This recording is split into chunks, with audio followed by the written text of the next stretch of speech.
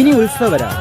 ഒരു രാവ് പുലരുമ്പോൾ, ഒരു നാടുണരുമ്പോൾ, ഒരു നാട്ടുകൂട്ടം ഒന്നിക്കുമ്പോൾ ഉയർത്തെഴുന്നേൽക്കുന്ന സാംസ്കാരിക പൈതൃകം.